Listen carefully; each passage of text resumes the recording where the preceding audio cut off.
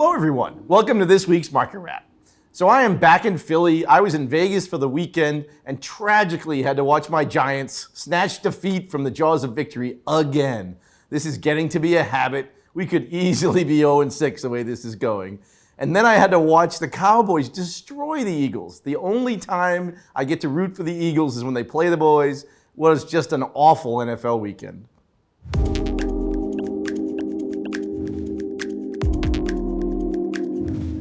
So 3 watches I love this week. We had some really interesting pieces come in, so let's run through them now. So the first piece we're going to talk about is a Patek Philippe, the 5000J. Now this is what I call a neo-vintage classic now. It's a micro-rotor, automatic, the offset second hand, a beautiful black dial. I love the movement, I love the dial, I love the size. It comes with a deployant buckle, and it's a full set with the papers from 1998. Just love this watch. And the second piece is a really special piece. It's the FP Journe T30. Now this is just, to me, one of the most collectible Journes. It was made to celebrate the 30th anniversary of his first watch, which was a pocket watch tourbillon. It's a limited edition of 99 pieces, just truly distinctive. The movement is just amazing. To see the finish on this. This is just a great collectible piece and a beautiful example of it. And the last piece we're going to talk about is one of the hottest new Rolexes from 2020. It's the OP41, the Tiffany dial. Now this is a personal favorite of mine. This is actually my wife's daily driver, so I get to see it a lot. I love the blue color. It's even better in person than it is in pictures. So last week we talked about everything that was not Rolex, kind of in our top 10. This week we figured it'd be a great time to take a look back at the Rolex market over the last year, look at some of the new introductions, see how they've performed, see what's kind of outperformed the market, see what's kind of softening. Think there was some great hits and a couple of misses on the new intros. So to help me with the breakdown of the market, I've invited Layla, who's our lead Rolex buyer, and to get her perspective on the current crop of new Rolex offerings. So Layla, welcome back to Market Wrap. Always a pleasure to be here. Oh, it's always great to have you. So today I just wanted to touch on some of the new releases that we've seen in the past year from Rolex. So we had our releases that came out in March this year. We also kind of still have the new releases from the previous September, which are about a year out. So I thought it'd be fun to kind of review what's happened with the new releases and where the market is on them. All right, let's do it. What do you want to start with? Well, let's start with the kind of 2021. So I think this year the most unexpected, but expected was the new Explorer. So everybody expected a new Explorer. I think the shock was 36 millimeters. I think the shock was steel and gold. So take us through those. Well, personally, I missed the 39. I wasn't so happy that the 36 came out. However, everybody was up in arms about it, especially with the two-tone. We saw high prices for when we finally started seeing them on the pre-owned market, and after them being, actually being pushed in the 80s. Now prices are softening on them. They're not as high as they were when they first came out. I think people are actually calling more to buy the 39s rather than the 36. People are unloading the 36 and getting back into the 39s. No, it's a great point because I think 36, again, it was kind of a surprising side, kind of vintage. But you're right, on the wrist, it doesn't wear that great. I haven't heard anyone really talking about the steel and yellow in a while, even though they're out on the market, they're just kind of hanging there. I don't see a lot of them out in the wild. I think they were overhyped from the get-go. I don't know, it's my personal belief that bigger is better when it comes to Rolex. So the 36 was kind of just... kind of right in the middle, not get there. I kind of agree with you. Yeah. All right, so the other one that was, again, expected, Explorer 2, certainly the Polar. Always been a fan. I love my 16570. Obviously, new version, but I was expecting a little bit more variance than we got. It's virtually the same watch with a newer movement. It's almost identical. I love the Explorer 2. So many people were thinking that they were just going to get rid of it, the entire dial variation. What they're expecting in the upcoming years with the Air King and the Milgauss. So they might flip the switch on us again going forward in that realm. But I mean, back to the Explorer 2, we saw very high prices. I had people coming to me offering both the prior model and the newer model, same color dial, to see what we were offering and what the difference in the market was right out the gate. And it was hard to gauge the market. Now, they're almost leveled. I mean, I was going to say, the spread's gone away. Yeah. I mean, there was a big spread when the new one came out. We thought we'd see a lot more of the old ones hit the market, but I think the fact that they're almost identical visually, trying to change that spread. There's not a real incentive to upgrade to the new one. Exactly. That I can see. What's I mean, the the movement's point? great. I love it. Don't get me Yes. wrong. But visually, almost no difference. I agree with you. It's the same thing with the Batman on the Oyster. It's a great point you bring that up because, again, biggest Batman fan there is. I love my Batman. I'm not a Jubilee bracelet guy on sport models. I can agree I know you do. wholeheartedly. I won't say too much.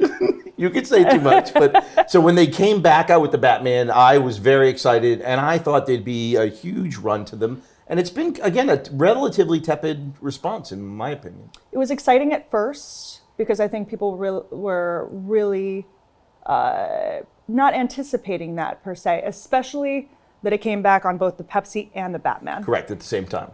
I see more hype about, I see more hype on the GMT or surrounding the Batman rather than the Pepsi. The hype is still all about, the demand is still all about the Pepsi on the Jubilee. Jubilee, yeah. By far. No one is really calling about Pepsi on an Oyster. Yeah, they can get a vintage piece. It's just... It might be suffering from the same thing the Explorer's suffering from, because, again, the Batman looks exactly the same as mine. Yes.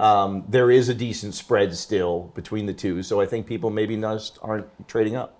Yep, and then also the numbers on those are softening too because of the fact that you can get a 1-1 rather than a 1-2, and you don't have to pay the extra premium. They're, again, almost identical. Correct. So unless you're really going for that, newer movement, then stick with the older model. There you go. Yep. And then the other change on the bracelet that we, of course, have to talk about is Sky Dweller. So the Sky Dweller, again, originally Oyster, now we switch over to Jubilee. All right, I'm going to throw you for a loop on this one. I have never been a fan of the Jubilee bracelet on a stainless steel Rolex, especially a stainless steel sport. Especially the Sky Dweller, that just didn't make any sense to me. For such a heavy dial, why would you put it on such a, for lack of a better word, dainty-er type of bracelet?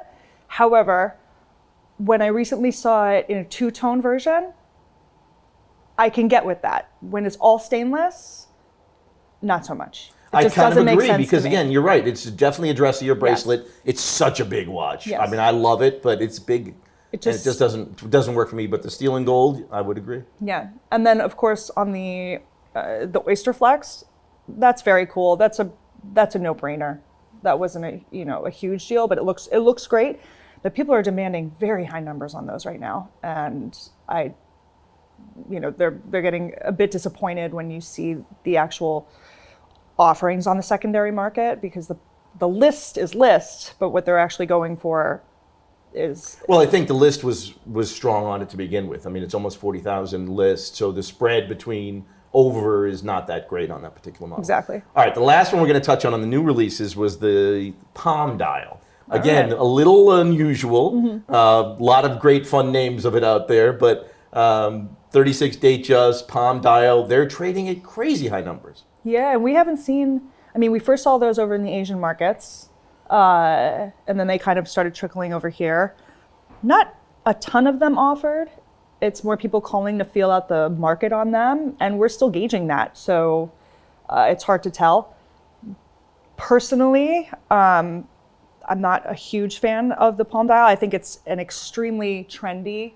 I think so too, yeah. And people said that about the OPs when they came out, but those will stick around. The color dials on the OPs will stick around for years, I believe, in terms of what people are actually going to want to go back and buy in the years to come. I feel as though the Palm Dial is eventually going to fade away. I don't think anybody's calling to, get the Palm Dial immediately. And what nobody actually talks about is the blue motif that they came out in conjunction with that. It's a great point. Which I feel like that's more of a classier version, something that if you bought, you can actually keep in your collection for quite some time. You can wear it anywhere. The palm dial is like, Might go up. I'm going to the club or something go. like that, and the beach, and that's about it. I mean, it's a very niche piece. There's only certain places that you can wear that. I don't see myself wearing that to a business meeting. So the last piece from this year was the Daytona Meteorite Dials. Now, I am the biggest Meteorite fan. Love the GMT Meteorite. Love the strap Daytonas earlier. This, again, ceramic Meteorite was a surprise. They are gorgeous. I love them. If only we could see more of them. Again, that's another one we saw. Everything we seem to see introduced in the Asian markets first, trickle over here. We're still gauging the market on that one. I've seen a couple people asking phone book numbers. I mean, crazy numbers. We've delivered one or two here, but it'll be interesting to see how many of those come onto the market because there were a number of different variations as well. Exactly. I would love to see the yellow gold meteorite dial. I haven't seen that one yet in person. I would. It's gorgeous. I got to see one. Of course you have. I will make sure I show you the next one, I promise. No, but even the ones on the Oyster Flex, they're beautiful. They're beautiful pieces. It's nice to see them on some. I've always been a fan of them on the GMT. It's nice to see them on a different reference. I think it goes great with the Daytona look. I would agree. Yeah. Love it. Just well, saying. you brought up another great one. So let's segue now back into the previous year with the Yo piece, because obviously this was the biggest, I think the biggest launch they've done in a number of years, and the most surprising because entry-level price point with just crazy colors, and not one or two, but like we went the gamut. Yes. It was virtually a new watch. I mean, I love them. They grew on me. I didn't like them right out the gate. I thought it was another trendy, thing that came out. And when I think of Rolex, not everybody might agree with me, but I think of classic, things that move together over time. And the OP to me, right out the gate, didn't speak that way to me. Now I see that, you can get a Tiffany dial, you can get a green dial, and it'll still be cool in 10 years. Well, I think the fun thing is, and probably because you're much younger than I am, so I remember the old Stella dials from the 70s and 80s, and But those are awesome. They're awesome, and I just loved them. I'm just shocked at how strong and how long it's held up. Like I expected when it first came out of the gate, prices were crazy, especially the Tiffany's, the greens, and then it started to seem like it was calming down, but now we're at all-time highs again. Yep. It's back to the supply and demand with Rolex, and everybody wants them. I have a very good client who came to me a couple weeks ago, actually after our last market wrap when we talked about Rolex. He sold his Platinum Daytona, and he capitalized on the market, realized it was a seller's market at this time, and he was like, "Why? What is with all the hype? It might be your fault in terms of." Creating this hype around a brand, and he's not wrong. However, Rolex is Rolex, and it will always be hot. Whether we stop talking about it tomorrow and not talk about it for months, it's just a brand that we can't get enough of. And to speak to what they came out with this week, in terms of finally acknowledging the quote-unquote shortage, right. I respect that. I respect what they said. I believe them in terms of them not wanting to compromise the integrity of the brand and what they make. And we're just going to continue to see high numbers on these watches that people can't get their hands on at an AD. Yeah, I think we've spoken about it for many months on Market Wrap. It's really a demand-driven market. Everybody seems to be chasing it. Everybody's now comfortable knowing they can buy a Rolex, wear it, enjoy it. Yeah. Probably not take a loss. In a lot of cases, recently, they're making money. So it's just that demand's getting fed by the strength of the market. And I don't see it changing soon because Rolex won't ramp up production because they can't at a certain level, which is what they were speaking to this week. Exactly. All right, so the other big introduction from 2020 was the Submariners. Now, we had talked for a number of years. We expected to see a new Submariner. I did not expect the full collection to come at one shot, which I thought was really smart. So we got, steel, we got the green bezel, we got the white gold, we got steel and gold. Talk to me about the new Submariners. I relate it to the car market in that when when a new model comes out, it tends to drive down the price of the previous models. We did not see that at all when it came to the new subs. It shot up the prices with the 16610, the 16610. Everybody wanted to get their hands on a Submariner, no matter what reference it was, no matter when it came out. I truly believe that it reintroduced that model in a way that, everybody wanted one. Suddenly. It's true. It became cool again, Yes. which was very interesting because I didn't see that coming exactly. We thought the old version, because the new case sits great. I mean, they did a beautiful job with it. It's a better movement. I figured it would be a little bit of a premium, but the old ones would soften. And no, we didn't see that at all. No, now, what are you feeling? The other thing I thought was really fascinating was the green bezel. So let's talk about the green bezel. Everybody loves the Kermit. It's become people's grail watch suddenly, especially people who do not have any Rolex. They either want a Hulk or they want a Kermit. See, I'm much more partial to the Hulk. And actually, we've seen in the last even few weeks, the Hulk market has gone crazy and are actually trading higher than the new green bezel. All the prices are they're just continuing to rise on the Hulk. Over the last year, it's fluctuated with both of the models, but the Hulk continues to gain speed in front of the Kermit. However, the Kermit's not going anywhere. People want that watch. I just see it rising. Again, I think it did drive interest, though, in the previous generation, which I didn't see coming. And I'm going to say the same thing on the white gold, blue. Mm-hmm. I love that watch. The greatest thing about pricing in terms of retail and pre-owned is the fact that there's no crazy difference. If you're able to get it at retail, it's great. If you're able to get it on the pre-owned market, it's not a huge hit. The spread there is small. Yes. So, that's just a beautiful watch. I love the weight on a white gold sub. That's a no-brainer for me. Okay, but Smurf or the new one? Smurf. Yeah, I'm the same way. Yeah. I love that blue. I think the Smurf is going to continue to run because in the scheme of Rolex colors, it's a happy watch. It's pretty, it's cool, it's like the Hulk, it pops. It's so distinctive, where I feel the new one's a little subtler. It is. That's the perfect word for it. Without saying anything more about that watch, it definitely is. It's much more subtle. I think for people who are coming into the Rolex game and want that cool look, the Smurf might be too much for them, too much color. And the new, I guess, blueberry is what we're all calling it. That's what we're all calling it, exactly. Is an easier transition. Yeah, I think you're exactly right. Mm-hmm. So obviously, I think having 2 introductions in a year really drove demand and really created a lot more interest, not only in the new product, but the older product. Now, we're looking forward to another. I just got the invitation last week for Watches and Wonders in March. Very we will exciting. have even more. We'll get a 3rd introduction in 18 months. What do you think that'll do to the market? Knowing Rolex, it's just going to drive everything up. We'll see what they come out with this year. I'm still pushing hard for a reintroduction of the Coke. I would love that. Even if they did it on white gold, just bring it back. And God, I'm really hoping that I don't see any more Jubilees on stainless. If they put a Daytona on a Jubilee, I'm going to lose it. I love that. Get a little personal.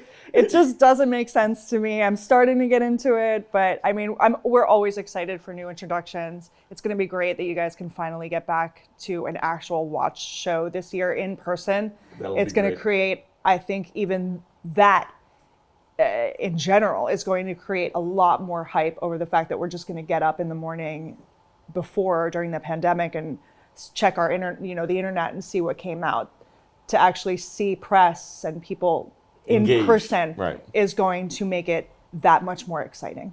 Awesome. Yeah. Well, we'll definitely have to meet and do a prediction show before that comes up. But it was great having you here again. Look forward to doing it.